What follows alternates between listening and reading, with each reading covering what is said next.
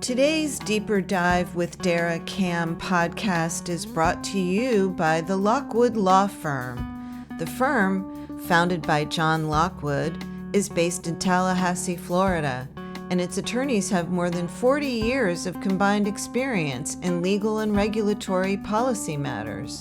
The Lockwood Law Firm specializes in the alcoholic beverage, cannabis, casino gaming, and healthcare industries. Visit lockwoodlawfirm.com for more information or to set up a consultation. Very excited to have today's special guest join us, Agriculture Commissioner Wilton Simpson, former Senate President. We're going to take a deep dive into the state's agriculture industry, the Florida Gaming Compact with the Seminole Tribe of Florida, pecan pie, and much, much more. Stick with us for a deeper dive with Florida Department of Agriculture and Consumer Services Commissioner Wilton Simpson. I just thought in a year where, as Senate President, we left over $22 billion of reserves. I didn't see where the $100 million would have made that big a difference on a $117 billion budget. You're listening to A Deeper Dive with Dara, a podcast by City and State, Florida. Hello and welcome to A Deeper Dive with me, Dara Cam. I am very, very excited to have a special guest with us today. Wilton Simpson, Commissioner of the Florida Department of Agriculture and Consumer Services, former Senate President Wilton Simpson. Thank you so much for joining us today. I'm happy to be here, Dara, and thanks for including me in on this, I think. It's nothing to be afraid of, I promise you. I wanted to start with some recent news.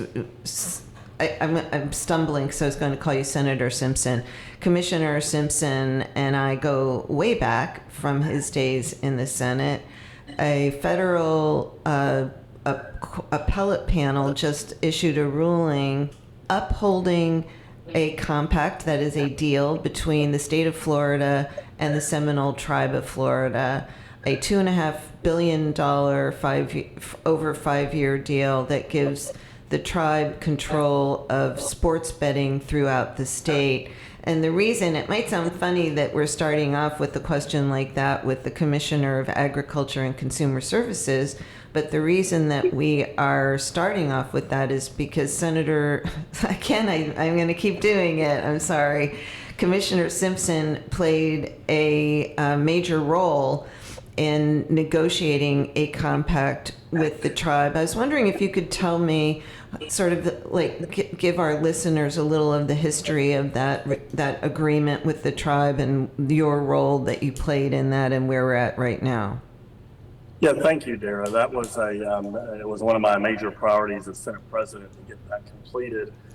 I started working with the tribe as President Designate several years earlier before taking over the presidency.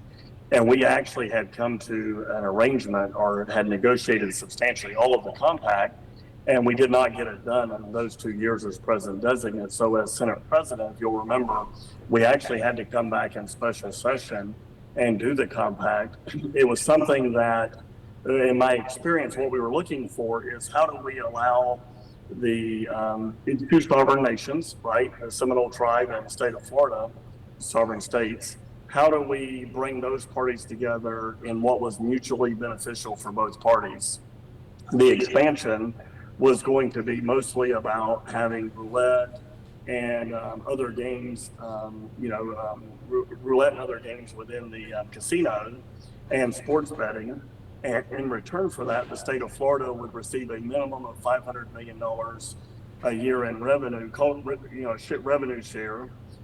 And it turns out it'll be much higher than that. So now that the courts have, federal judge had said, no, this is not legal.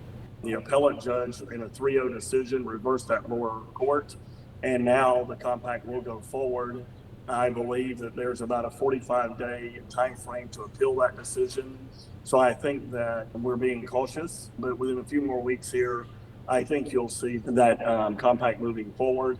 It will mean well over $500 million a year to the state of Florida. In 10 years, it'll be well over $1 billion a year for recurring revenue for us to be able to spend on our priorities. As you know, our major priorities, as I was in the Senate President, was the environment, our education, and things of that nature. So this is going to bring in a lot of revenue for the state of Florida. And I will say, as the person who actually negotiated most of this deal, that the tribe was very honorable in their negotiations. We worked on this for several years as we brought it home, and they were honorable. And they've been honorable since it was signed into effect. And then obviously the court struck it. But I believe you're going to see this come back together. I believe the legislature is going to get big gifts this year, well over $500 million in recurring revenue. So very good deal for the state of Florida and the tribe, the Seminole Tribe, and we're looking forward to seeing that now come to fruition. There were some people who said that it was too good of a deal for the state of Florida. Some of the pari-mutuels, the horse tracks, there's very few of them left. The high life frontons, very few of them left. Mostly what they have now is most of the gambling that takes place at pari-mutuel facilities licensed by the state involves card rooms, poker rooms. There's some down in South Florida that also have slot machines. But there were some that said it was too good of a deal for the Seminoles. What say you? There's 23 different pari-mutuels around the state with 23 different objectives. We work very closely with them during this process and taking their concerns into account. They received several benefits from this compact, being able to stay open, being able to have ATMs in their facilities. We decoupled all of the, except for thoroughbreds, everybody got decoupled, so you don't have to have a fake high life fronton to have a gaming and card room and things of that nature. And so we untwisted a lot of the old systems that were in place to the benefit of our good friends in the pari-mutuel industry. And again, negotiations are tough. You never are going to get 100% of everything you want. I think we took care of all of the substantial issues in those negotiations. And I think as part of that, back when we were getting through this process, the pari-mutuels were clearly wanting more and more. The state wanted more and more revenue. The tribe wanted more and more opportunities to game online. And I think we landed in the place to where we can all be proud of. And in these negotiations, I would say that on a scale of 1 to 10, I think the overall deal might be a 10. Maybe the pari-mutuels, 8 out of 10 are really happy. I think the tribe felt like it was at least an 8 out of a 10 deal. And when you can get everybody wins, the state of Florida makes more money in revenue share, the tribe will make more money, the pari-mutuels will make more money. And it wasn't about making money and how do we do that. It was how do we do the fair gaming system in the state of Florida. We were looking, the eye on the prize was, how do we clean up all of these? If you remember, I've been in the legislature 10 years. Every few years we'd have to come in and then say, no, you can't do these little casinos in stores around the state of Florida. So we were continuously cleaning up the gaming system in the state of Florida. You can't do bank games and pari-mutuels. It's against the state law. And we were doing them. A banked game, let me just interrupt you, I'm sorry, but a banked game is a game like blackjack where you're playing against the house. That's exactly right. That's correct. And the other thing we did in this, and I don't know that it's been fully utilized to its potential yet, but one of the most important parts of this negotiation was a gaming commission that would now be able to oversee all of these different functions of gaming in the state of Florida, and certainly should not have all of these issues have to come to the legislature for resolution. Now the gaming commission, if properly run, will handle 90% of these skirmishes, maybe 99% of these skirmishes outside of what the state of Florida should be in the business of doing. And with term limits, by the way, everyone that worked on that compact is nearly out of the legislature. Right. This thing they've been trying to do this compact for a decade to redo it and make sure that it was being properly administered and fair. And so that I was probably the most proud of the fact that we were actually able to get it done, even in that hostile political environment with all of the different parties at odds. And I will tell you, though, as we brought it together, there was a lot of good people in that room made that happen. It's interesting you say a lot of hostile parties because I cover regulated industries, as you know. So that's medical marijuana, maybe sometime soon, recreational marijuana. I'll talk to you as the Ag Commissioner about that in a moment. And gaming. And about 10 years ago, I had a the former head of parimutuel wagering for the state tell me that it's the only industry, the gaming industry is the only industry where these guys care more about what the other guy doesn't get than what they get. And that is so true. It was amazing to say, if we're going to decouple one group, then you've got to do something for the other group. It's Right. like, no, we've got a situation over here that needs to be taken care of. That doesn't cause you to have to do something for the other side. And it was amazing how what you just described is exactly right. So you negotiated for years with the tribe. You created, I know from the tribe, my sources at the tribe, that you have a very good relationship with them. What was that like? Do you go to the Hard Rock? Are you a gambler? You know, before I got in the Senate, I was actually able to go a few times a year. We would normally go to Biloxi and with the family and go out there and have a good time around my birthday towards the end of June. And since I've been in the Florida Senate, I've almost had no time to do any of that. I occasionally will go play blackjack. Generally, we'll go out to Mississippi and go there and have a good time and do other things while we're there. But so I'm not an avid gambler, but I go and occasionally have a good time. What's the most you've ever won at one sitting? Yeah, that's probably not a good discussion. I didn't ask you what's the most you ever lost. That's probably a worse discussion. That's another discussion. Yeah, we had some good times. Okay, good times. Thank you for that. Do you think that we're going to need a constitutional amendment to legalize sports betting? There's some question about whether the amendment that voters signed some years ago requiring voter approval for any expansion of gambling would require a statewide vote on the sports betting angle. I think the way that we put this in the compact, and clearly it's severable from the other parts if it were deemed unconstitutional, but no, I don't believe so. I believe that by keeping those servers on tribal lands, that we have satisfied that requirement of the Constitution. And we will have to go through the state courts perhaps to make sure the courts agree with what I'm saying. But we were very careful when we put that together to make sure that we were upholding the Constitution of the state of Florida, and I believe we have. Right. What the compact says, it gives the tribe control of sports betting in the state so people could place their bets on mobile apps on their phone, which we were doing for just a short period of time before the court shut it down.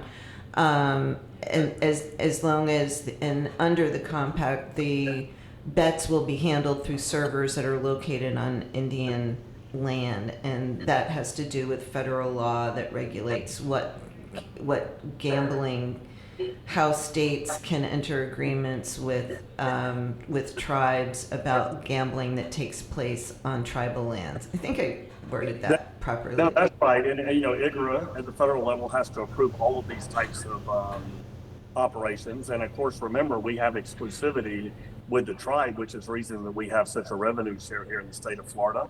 There's some exceptions for slot machines in South Florida. And so through the years, we have amended these things. And I believe that we have not only federal law on our side, which the appellate court said we do, but I believe we did take into consideration the state constitution as we were drafting this and saying, look, these servers would be on tribal lands. And obviously, you can be anywhere in the state of Florida. You will be geofenced to the state of Florida for our gaming, and we believe that will pass the constitutional muster. Yeah, I think for anybody who's interested in downloading the app and starting to place bets in Florida now, I think there's going to be a little bit of a delay because I do think there will be some court action at the state court level to test the constitutionality. Don't you? I mean, I don't think it's going to happen tomorrow. Yeah, I think that's probably right. And I think there's a 45-day window to appeal the federal decision. Right. We're not sure with a 3-0 decision that anyone would do that, but certainly the federal court pointed back to the state courts. And I believe that, yes, someone will file a motion in a state court to stop this process, and we'll have to see what the state courts do.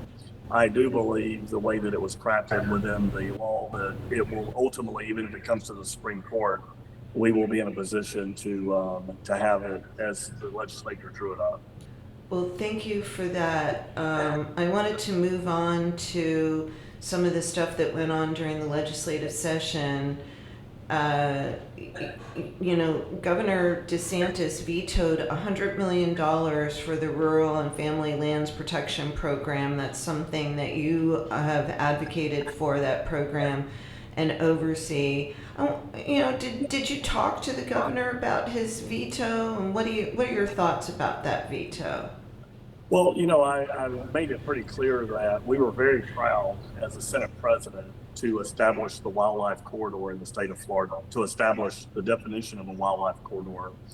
And for anyone listening, the wildlife corridor, if you Google a map of the state of Florida at nighttime, you will see a beautiful state with beautiful lights all over that state.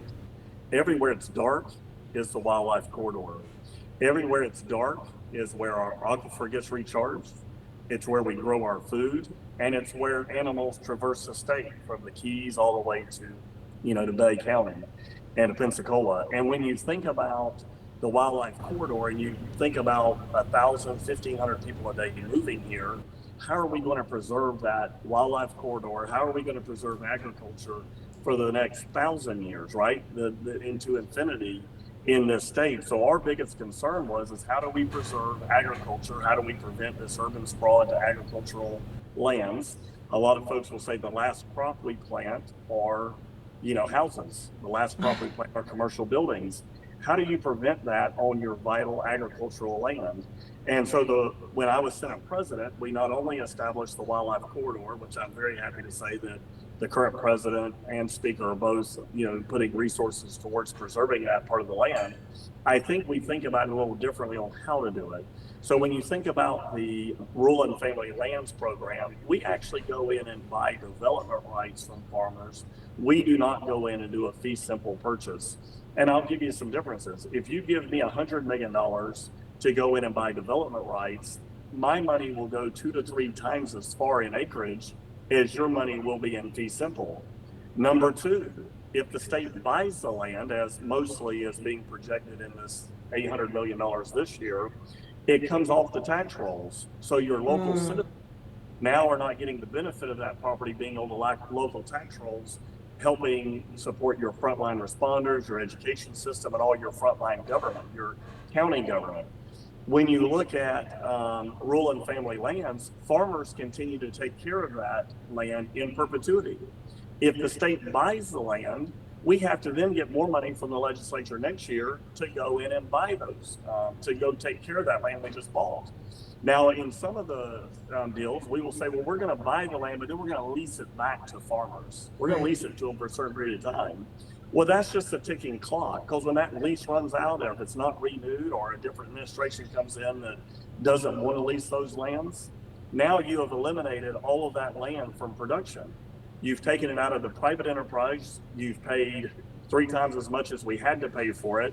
And then we have to take care of that land, which we're not very good at in most cases. And so some folks are saying, well, let's take money and give you more money to take care of them.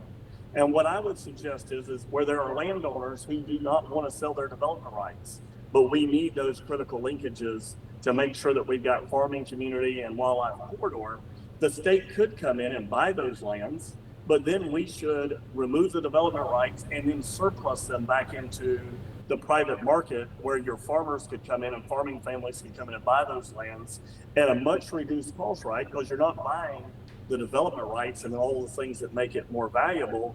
You're buying land then that is basically for farming land.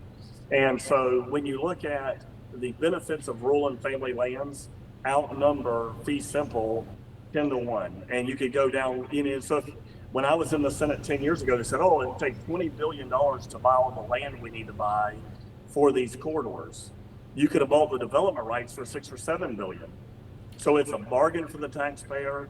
It ensures farming. The governor vetoed $100 million this year. As Senate President, I put $300 million in. The legislature said that money could not be spent till January. We've now spent $60 million of those dollars. We had a reserve of about 10, so we've got about $250 million left to spend this year. We've just reopened the program.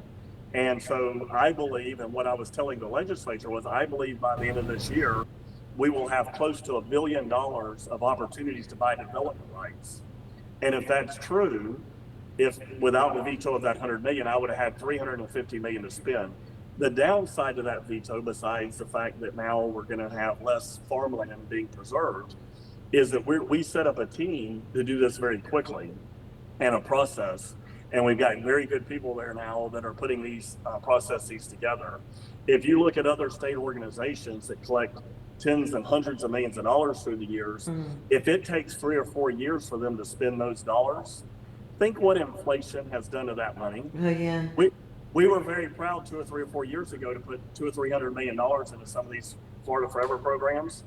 And if the money's still sitting there, in a lot of cases it is, now we've only got about half of our value for that money. Right. Well, I think it's important that government, and in my agency, the Department of Agriculture, we're going to have a process in place that if the Department of Agriculture, if the legislature appropriates dollars, we can spend them in real time.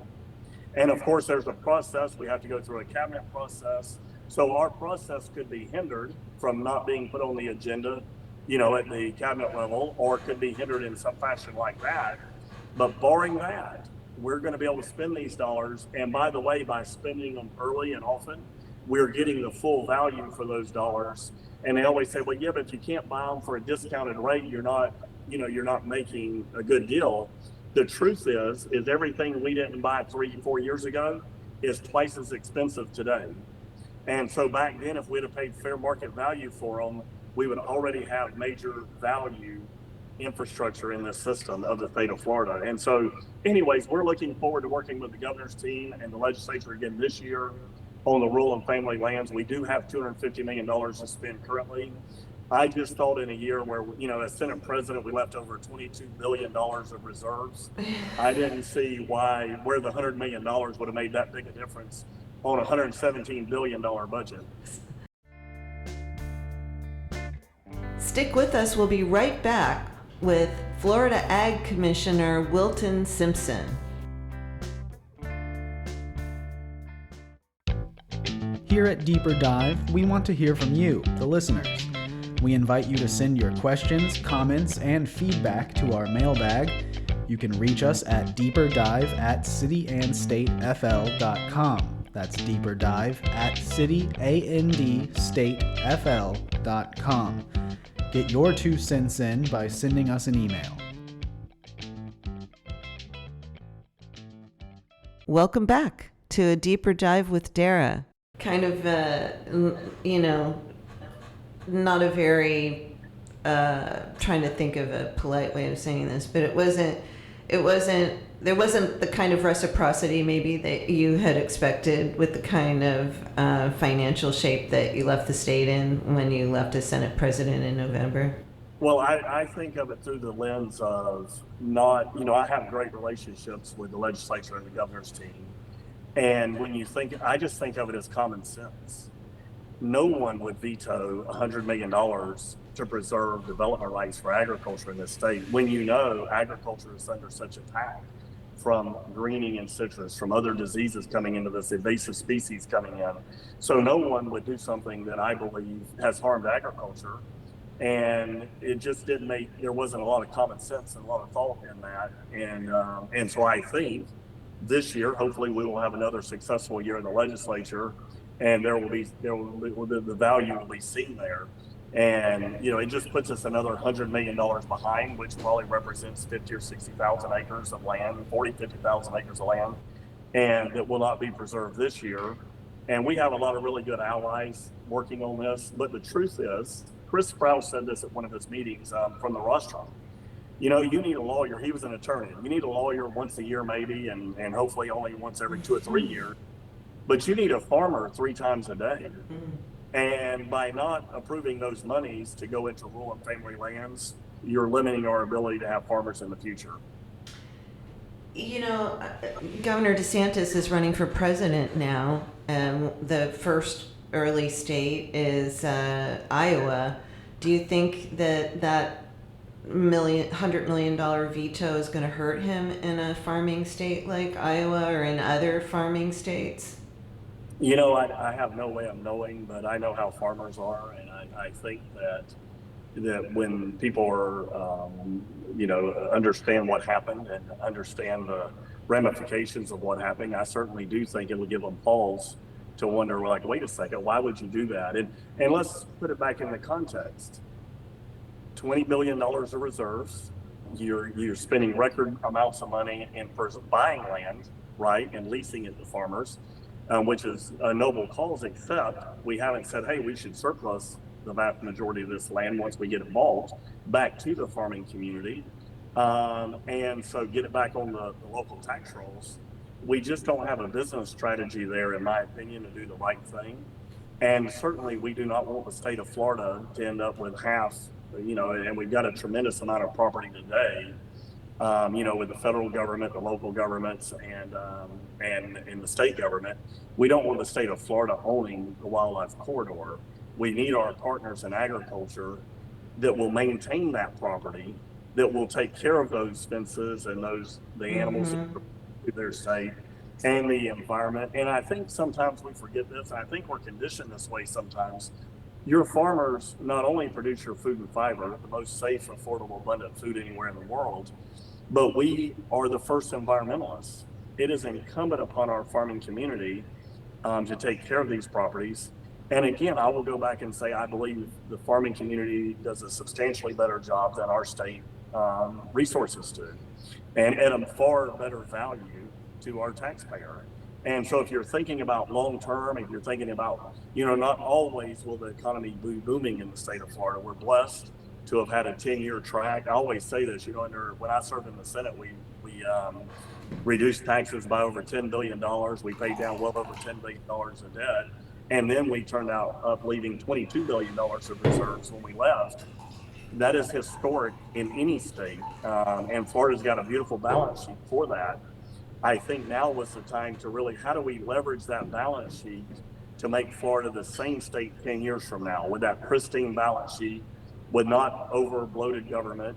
And when you start buying a lot of land and you start having to take that off the tax roll, and then you have to start taking care of those lands, that can create that other environment that we don't want.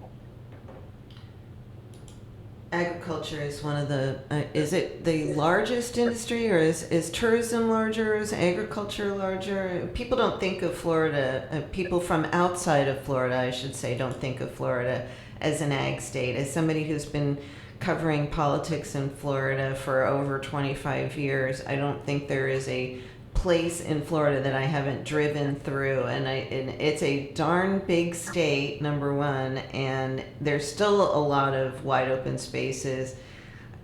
Just give a little plug for your department. How much of an economic impact does the ag industry have on the state's balance sheet? Well, during normal economic times like we have been in after post-COVID, during COVID, agriculture led the economy in this state. During recessions, agriculture is the number one industry in the state. During normal economic times of expansion, tourism is number one. And so agriculture goes back and forth from number one to number two. Got it. But just to put a stamp on it, the $180 billion of economic output, let's go back to COVID for a second, because as Senate President, I chaired the governor's reopen committee, or one of the branches of the reopen committee, and we made sure we opened our economy in this state. But being in the egg business at the time, there was not. He said egg, not ag, guys. Okay. Eggs. Being in the egg business, we could not take a day off. We had to put eggs in cartons the day that the government was temporarily shut down. Within a few weeks, Right. We were delivering eggs every day to the stores. Your farmers never took a day off, not one day off. When a lot of people had to stay home and stayed in their houses, and many did for many months, We never took a day off. Truck drivers never took a day off. Our law enforcement never took a day off. Our healthcare system never took a day off. And so when you look at the realities, is your agricultural community in those moments had to stand up and do what was right. And I always say this because agriculture is a national security issue. We always know that oil and petroleum is national security, right? We got strategic supplies all over this country in case there's a war or a disruption in this world. What happens if there's 1 week of no food in the grocery store? And you'd have We saw it during COVID. People lost their minds. People, think about it, Dara, if there were 2 or 3 weeks of no food in your grocery store because farmers were not participating in this economy, or because we didn't have enough farmland, or because we let our foreign enemies buy up our farmland or our businesses. And all of the things that we did this year, and as my years in the Florida Senate and as Senate President, was the idea that you can't just like your farmers sometime. You've got to like farmers 3 times a day. And I mean, for most of us. And so I was very proud of the accomplishments we made as I served in the Senate. But when you think about this, even this last year was a banner year from a legislative perspective, and there's a couple of blemishes here in the budget, and that we were talking about earlier that I just didn't understand. What statement are you trying to make to your agriculture community? And you can put a lot of cherries on, right? You can say, well, but we did $800 million in other wildlife corridor projects. Yes, and as long as those leases remain good, there will be some farming activity on those properties. What happens when those leases run out, right? That we have not guaranteed our agriculture future, our prosperous state. We have now left it in the hands of government, perhaps, to determine our fate. And I always tremble at the notion that government is in charge of our fate. I think that our people are in charge of our fate, and I'm for those freedoms. And there's nothing more freeing than when you can produce an affordable, abundant food source for your country. And during COVID, agriculture shined in this country because it would have been too easy to have stopped the production facility. You saw the shortages of pork and other commodities because they would shut down entire plants. Eggs. And we didn't do that here in Florida. Yeah, I am a member of a cooperative that is comprised of local farmers, and there's dozens of local farmers, and so I order my produce from them online, and I pick it up once a week, and I feel, it makes me feel good about myself because I'm shopping locally, I'm supporting local farmers. They're small farmers, most of them are family operated. So that. And you've probably seen our advertisement from Fresh from Florida. I was just going to ask you about Fresh from Florida. Yeah, I've seen your ads. I've listened to them. I don't know if you are aware of this. You probably are. We had Chef Justin on as a guest on the podcast, and he was fantastic. I was wondering if you have a favorite Fresh from Florida recipe. It would probably be for a pecan pie. And I say that my wife, we have a Farm Bureau cookbook that we got 30 years ago. And what I suggested to our folks, our Fresh from Florida folks, and Chef Justin's awesome, was to put those old cookbooks online. I put it on our website where anyone could go in and look up those old recipes and old cookbooks. And I know we're doing some of that. And then when you go to any app, and I don't shop by an app, by the way, I'm old school. I'm actually would drive to the grocery store and go inside. And I know that's very old school. But that's what I'm getting old. I just turned 57. I think I'm not going to go to apps. But if you go to any app today, your Fresh from Florida products will continuously come up. You have to step by a Fresh from Florida product to get to any other product, whether it's grown in another state or another country. Because what we know in this state is that Floridians will pay more for food grown in Florida. Yeah, and look for the labels, because I always check the labels when I'm shopping, because I like to go in person because I'm very picky about my produce, and I only buy fresh produce. So there's that.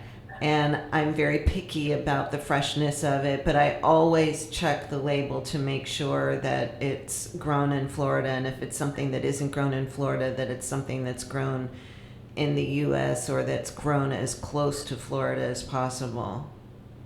Yeah, and when you look at all the disadvantages that we have in the state, especially with the pressure that's on our real estate today, buying up real estate for development, and the regulatory structure of the federal government primarily, Florida farmers have to be the most frugal and the most, technology. We're using AI. IFAS and the University of Florida is working very closely throughout the state with all of our farmers, preserving more water. If you go back 25 years ago, Dara, and you look at water usage, agriculture was the #1 usage of water in Florida 30 years ago. Today, we're a distant second to the population, but we've reduced our water demand from 50 to 80% on most crops. And we're getting better every year through AI and other technologies, irrigation and things of that nature. We've reduced our nutrient loads and the amount of fertilizers we have to use by very large percentages in this state as we continue to use best management practices to clean up any nutrient load that would leave our farm. And there are groups out there that love to really hinder your farmers, jump on our backs and say that farmers are the problem. Fertilizer. I think you're alluding to the fertilizer issue.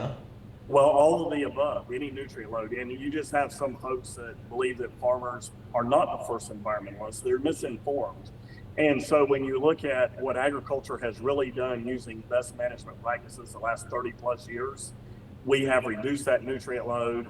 We catch our tailwaters. We use less water.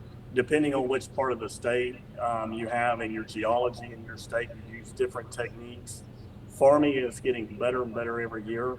The biggest challenges we have, and we addressed some of this year in the legislature, is making sure that we have enough farmland to grow our food 50 years from now. By the way, John Kerry the other day, and I saw this in the news, just a brief clip, said something about 30% of our agriculture would have to be shut down in this country or something to that effect to go to net zero carbon emissions. There's going to be another billion people on this planet in 30 years. And so those two things do not work out very well for anyone. And it would be the demise of the world to the notion that you would shut down that much agriculture. And so, I fight very hard to preserve our way of life in this country. The United States needs to be a world leader in its agriculture, but the state of Florida, being the third largest state, needs to remain one of the top producers in this country of agriculture. We are one of the top states now in multiple crops. And so we're fighting these narratives that, your farming community for net zero has to go away. You're polluting. In other words, all of these different liberal narratives. And when you veto $100 million, that would have bought development rights and left it into farming hands, you're sort of playing into that narrative. That's an interesting statement. I'm just going to leave it at that. Let me ask you if you've do you want to expand on that? I mean, you're basically saying that the governor, through his veto, is buying into the liberal narrative of farms not being healthy for the planet. Well, I linked a couple of those things together. I think the governor, this year when we get into session and as we continue to develop this through our cabinet meetings in the next 3 or 4 months, I hope he sees the value in agriculture. And I hope that this coming year, the legislature will see the value again. The legislature was very supportive this year. And I hope they'll see the value here and it'll speak for itself. Are you worried about the governor being any threat of retribution by speaking out against that veto? Are you concerned that he will, have a chip on his shoulder? I don't think so. Here's the bottom line. The governor came into office. I was the president designate of the Florida Senate. I was the president of the Senate his last 2 years for his first term. And we worked very well together. We did many really good things for the state of Florida, including keeping the state of Florida open during COVID, including introducing our public to the monoclonal antibodies, including record expansion of road resources, the largest expansion of school choice in the history of the country, the parental rights that we did. We did all of those things together. And of course, a lot of that was driven legislatively, and the governor participated in a lot of those things. We have a great track record together. as now as the commissioner, the 300 million I put in the budget for rural and family lands as president, the governor didn't veto those dollars.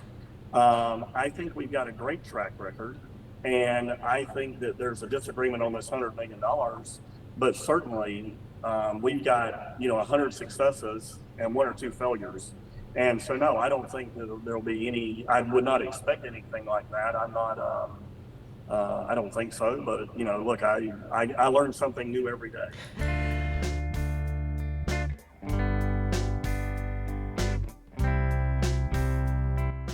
A Deeper Dive with Dara is a podcast by City and State Florida, hosted by Dara Cam, produced by Ryan Daly, and music for the podcast was recorded by Periodic Labs, LLC, and performed by Ryan Daly and Danny Reyes.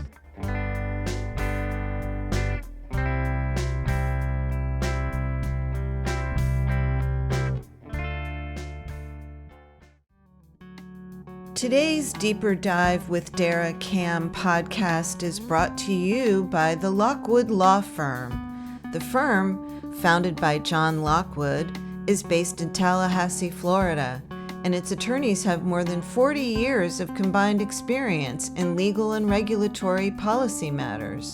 The Lockwood Law Firm specializes in the alcoholic beverage, cannabis, casino gaming, and healthcare industries. Visit lockwoodlawfirm.com for more information or to set up a consultation.